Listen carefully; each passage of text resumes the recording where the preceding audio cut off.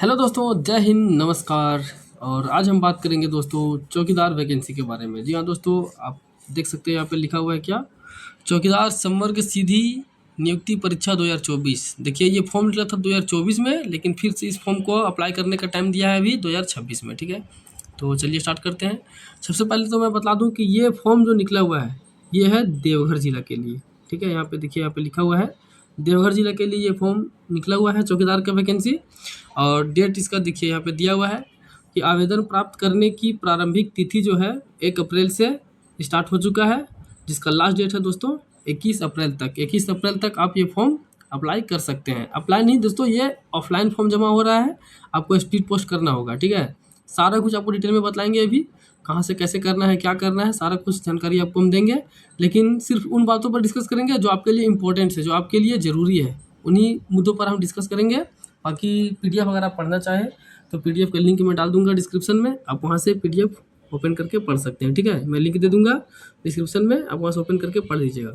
तो चलिए स्टार्ट करते हैं दोस्तों। देखिए अभी मैंने बताया था एक और फॉर्म अभी निकला हुआ है होम गार्ड के लिए। ठीक है, देवघर जिला के लिए होम गार्ड के लिए फॉर्म निकला हुआ है, वो भी मैंने वीडियो बना रखा है मेरे चैनल पर जाके, उसकी भी जानकारी आप देख सकते हैं। ठीक है, उसके लिए भी संपूर्ण जानकारी आप देख सकते हैं।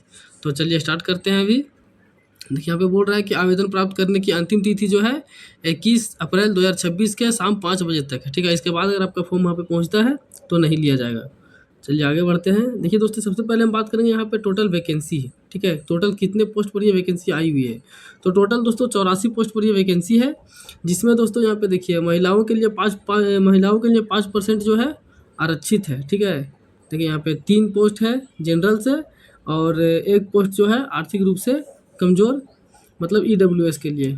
4 पोस्ट जो है महिलाओं के लिए जो आरक्षित है, और टोटल 80 पोस्ट पर ये वैकेंसी दोस्तों आई हुई है। ठीक है, देखिए जनरल में 52 पोस्ट है, और अनुसूचित जनजाति के लिए 7 पोस्ट है, अत्यंत पिछड़ा वर्ग जो है उसके लिए 4 पोस्ट है, आर्थिक रूप से कमज़ोर वर्ग के लिए 17 पोस्ट है। टोटल 80 पोस्ट पर ये वैकेंसी निकली हुई है। तो चलिए आगे बढ़ते हैं दोस्तों। ये सब कुछ पॉइंट्स है, अगर आप पढ़ना चाहें तो पढ़ लीजिएगा पीडीएफ डाउनलोड करके।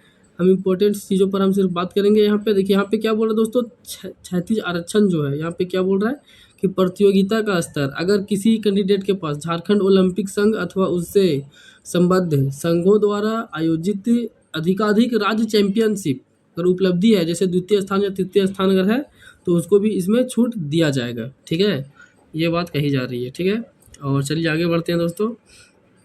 देखिए यहाँ पे क्या बोल रहा है, सबसे पहले बोल रहा है अभ्यर्थी हेतु स्थानीय निवासी प्रमाण पत्र। आपका जो है सो स्थानीय निवासी प्रमाण पत्र होना चाहिए, और आपका निवासी प्रमाण पत्र जो है आपका सीओ द्वारा जो बनता है, अंचलाधिकारी उसके द्वारा बना हुआ होना चाहिए, ये बोल रहा है। ठीक है, उसके बाद बोल रहा है जाति प्रमाण पत्र अगर आपको चाहिए छूट, जैसा कि वहाँ पे दिया हुआ है ईडब्ल्यूएस के लिए या फिर एससी एसटी के लिए, इन सब चीज़ों के लिए, तो आपको जाति प्रमाण पत्र भी आपको बना के रख लेना है। ठीक है, सीओ के द्वारा जो बनता है अंचलाधिकारी के द्वारा, वो भी आपको रख लेना है। यहाँ पे बात करते हैं दोस्तों चौथा नंबर में परीक्षा शुल्क की बात करते हैं। तो 100 रुपये लिया जा रहा है। 100 रुपये लिया जा रहा है किससे, जनरल, ओबीसी, ओबीसी 1, ओबीसी 2 और ईडब्ल्यूएस से। ठीक है, बाकी यहाँ की जो एसटी एससी जनजाति है उसके लिए दोस्तों 50 रुपये रखा गया है। मतलब कुल मिलाकर एसटी एससी के लिए 50 रुपये, बाकी सबको 100 रुपये पेमेंट करना होगा। ठीक है, यहाँ पे बोल भी दिया है क्या कि परीक्षा शुल्क जो है बैंक ड्राफ्ट द्वारा उपायुक्त देवघर के पद नाम से देवघर में भुगते होगा। ठीक है, और ये नॉन रिफंडेबल है। इस प्रकार से आपको ऑफलाइन डालना है दोस्तों। यहाँ पे देखिए बोल रहा है न्यूनतम शैक्षणिक योग्यता। 5वां नंबर में बात करें तो बोल रहा है कि आपको कम से कम मैट्रिक पास होना चाहिए। मैट्रिक पास अगर है तभी आप इस फॉर्म को अप्लाई कर सकते हैं जो चौकीदार के लिए है। ठीक है, उसके बाद 6ठा नंबर में दोस्तों बोल रहा है कैरेक्टर की बात कर रहा है। अगर कैरेक्टर से आपका सही साफ सुथरा होना चाहिए, कैरेक्टर में किसी प्रकार से कोई आपराधिक इतिहास नहीं होना चाहिए, ये बोल रहा है। 7वां नंबर में बोल रहा है दोस्तों एज। ठीक है, एज बोल रहा है कम से कम आपका 18 साल होना चाहिए। कब तक में, 1/1/2024 तक में। ठीक है, यहाँ पे 24 दोस्तों, ये 24 की बात इसलिए की जा रही है क्योंकि ये फॉर्म निकला हुआ था 2024 में। ठीक है, इसमें बहुत कुछ फेरबदल सुधार होने के बाद ये 2026 में अभी फिर से ये फॉर्म निकला हुआ है।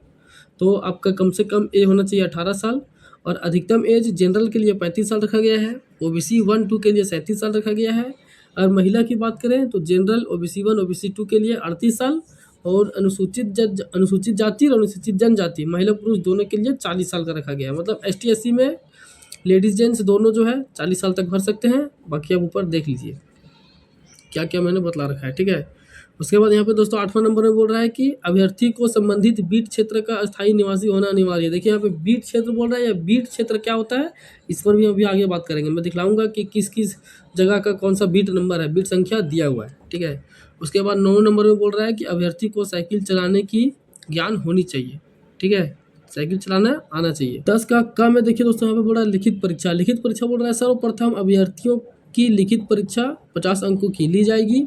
लिखित परीक्षा में जिला से संबंधित सामान्य ज्ञान एवं स्थानीय भाषा से संबंधित प्रश्न पूछे जाएंगे। लिखित परीक्षा में न्यूनतम 30% अंक प्राप्त करना अनिवार्य होगा।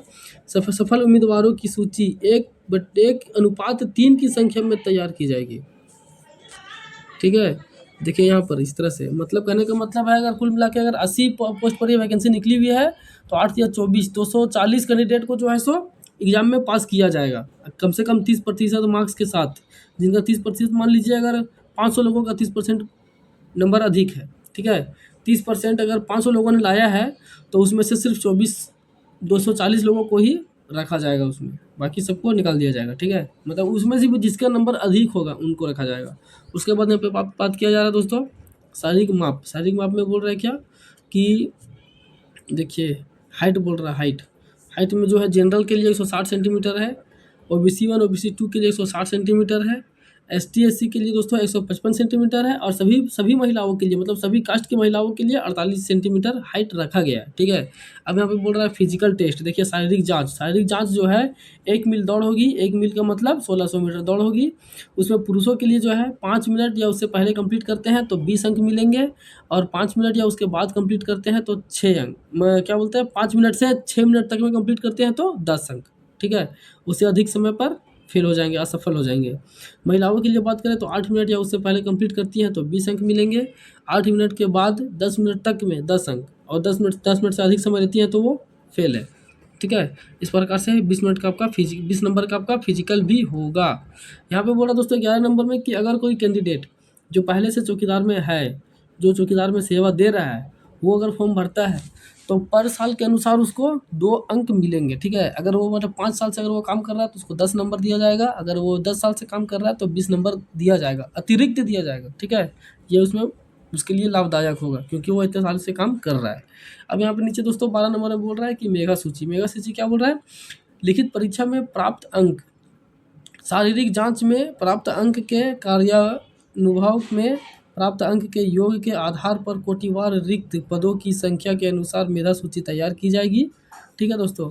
उसके बाद बोल रहा है कि चिकित्सा परीक्षण भी होगा, मतलब जिसको बोलते हैं मेडिकल भी दोस्तों होगा।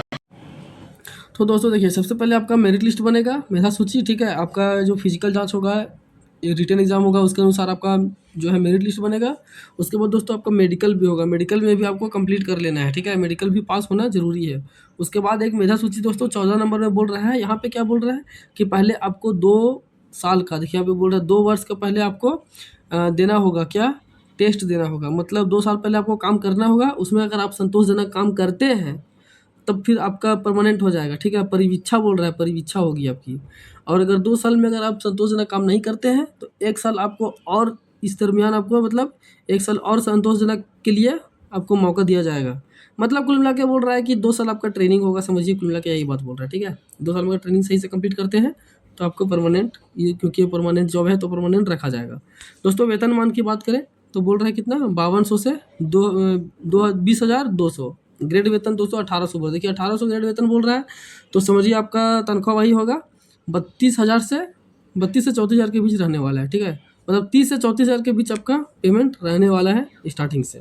अब यहाँ पे देखिए बोल रहा है आवेदन की प्रक्रिया क्या है, बोल रहा है आवेदन पत्र के साथ में मतलब फॉर्म के साथ में आपको क्या क्या डालना है, ठीक है। सबसे पहले डालना है मैट्रिक का सर्टिफिकेट, ठीक है, सबसे पहले आपका मैट्रिक का सर्टिफिकेट हो गया। उसके बाद डालना है आपको स्थानीय निवासी प्रमाण पत्र, मतलब जिसको बोलते हैं रेसिडेंस सर्टिफिकेट। उसके बाद डालना है कास्ट सर्टिफिकेट। उसके बाद आपको डालना है डेट ऑफ बर्थ का कोई सर्टिफिकेट, जैसे आधार कार्ड वगैरह हो गया, आधार कार्ड पैन कार्ड वगैरह आपको डाल सकते हैं उसमें, ठीक है। उसके बाद बोल रहा है आपको 4 पासपोर्ट साइज फ़ोटो भी डाल सकते हैं, डालना ही है, डाल सकते नहीं डालना है, 4 पासपोर्ट साइज फ़ोटो आपको उसमें डालना है। अभ्यर्थी यहाँ पे देखिए क्या बोल रहा है, बी नंबर में बोल रहा है अभ्यर्थी लिफाफा के ऊपर विज्ञापन संख्या, आपको विज्ञापन संख्या, आवेदित पद का नाम, बीट संख्या क्या दोस्तों, अभी मैं आपको नीचे बतलाऊंगा कि बीट संख्या क्या है। ग्राम का नाम, संबंधित पंचायत का नाम, अंचल का नाम एवं थाना का नाम अवश्य अंकित करेंगे, ठीक है, लिफाफा के ऊपर में। जैसे कि जब आप फॉर्म जब भर के भेजिएगा तो ऊपर में लिखने के लिए बोला जा रहा है, ठीक है।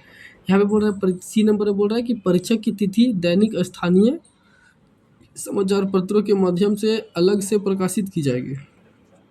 देखिए यहाँ पे फिर से डी नंबर में क्या बोल रहा है, डी नंबर में वही चीज़ बोल रहा है कि 4 अप्रैल को शाम तक स्पीड पोस्ट के माध्यम से जो फॉर्म आ जाएगा उसी को रखा जाएगा, उसके बाद आए गए फॉर्म को स्वीकार नहीं किया जाएगा। यहाँ पे यही चीज़ बोल रहा है, ठीक है। आवेदन भेजने का पता बतला रहा है कि कहाँ पे भेजना है, तो कार्यालय प्रभारी पदाधिकारी जिला सामान्य शाखा समाहरणालय भवन court road Deoghar, pin number इतना। ये दोस्तों ये एड्रेस जहाँ पे आपको भेजना है, ठीक है। उसके बाद यहाँ बोल रहे किसी भी परिस्थिति में हाथों हाथ स्वीकार नहीं किया जाएगा। किसी अन्य कार्यालय में अगर जमा करते हैं तो वो भी निरस्त समझा जाएगा। और रिक्त संख्या अंतिम रूप से घट या बढ़ सकती है, मतलब जो फॉर्म जितना जो वैकेंसी निकला हुआ है जितने सीटों के लिए उसको घटाया या बढ़ाया जा सकता है, ठीक है। उसके बाद दोस्तों यहाँ पे वेबसाइट भी बोल दिया है, इस वेबसाइट पर सारा कुछ विवरण आपको मिलते रहेगा, ये भी आप देख सकते हैं। अब दोस्तों हम देखते हैं बीट नंबर कहाँ पे दिया हुआ है। दोस्तों ये देखिए ये फॉर्म है, इस फॉर्म को आपको भरना है। इसी टाइप से ये फॉर्म प्रिंट करा के निकाल लीजिएगा, प्रिंट करा के उसके बाद इस फॉर्म को आपको पूरा भर लेना है, ठीक है। और उसके बाद दोस्तों मैं आपको बीट नंबर दिखाता हूँ, बीट संख्या यहाँ पे देखिए दोस्तों, ये है बीट संख्या, ठीक है। क्या बोल रहे हैं, समाहरणालय देवघर जिला सामान्य शाखा, देखिए यहाँ पे अंचल रिक्त बीट ग्राम की संख्या, ठीक है। यहाँ पे बोल रहा है बीट रिक्त बीट ग्राम का नाम अभियुक्ति अंचल बीट संख्या। तो देखिए जैसे कि यहाँ पे बोल रहा है कि घपरिया नावाडीह सेंधवा, ठीक है, इस प्रकार से इन जगहों का बीट संख्या क्या है 2/3। आगे यहाँ पे देखते हैं, जैसे लिखा हुआ है जनकपुर रोहिणी, तो इसका बीट संख्या क्या है 4/12। तो ये आपको बीट संख्या है, ये आपको डालना है, ठीक है। 14 बीट है यहाँ पे बोल रहा है व्यक्ति, देवघर के लिए है। उसके बाद मोहनपुर में है 21 बीट। उसके बाद देखिए मोहनपुर का एक और है, सारवा का है 20 बीट। उसके बाद आगे दोस्तों देखिए देवीपुर के लिए है, सारठ के लिए 2 है, और पालोजोरी, इस तरह से देखिए टोटल देखिए यहाँ पे इस प्रकार से सभी गांव का बीट नंबर दे दिया है, ठीक है। बीट संख्या सभी का यहाँ पे दे चुका है, आप देख लीजिएगा, बढ़िया से समझ लीजिएगा। तो किसी भी प्रकार से कोई भी आपको अगर संदेह हो तो आप कमेंट कीजिए। कमेंट में कोशिश करूँगा कि आपका डाउट क्लियर करने का, हर हाल में मैं प्रयास करूँगा कि आपका डाउट मैं क्लियर कर दूँ, ठीक है। जितना मुझसे हो पाएगा हर संभव मैं प्रयास करूँगा आपके सवालों का जवाब देने का। और इस प्रकार से दोस्तों अगर वीडियो आपको लाभदायक लगा हो तो दोस्तों से शेयर कीजिए, वीडियो को लाइक कीजिए, चैनल को सब्सक्राइब कर लीजिए, और लास्ट तक बने रहने के लिए बहुत बहुत धन्यवाद। जय हिंद।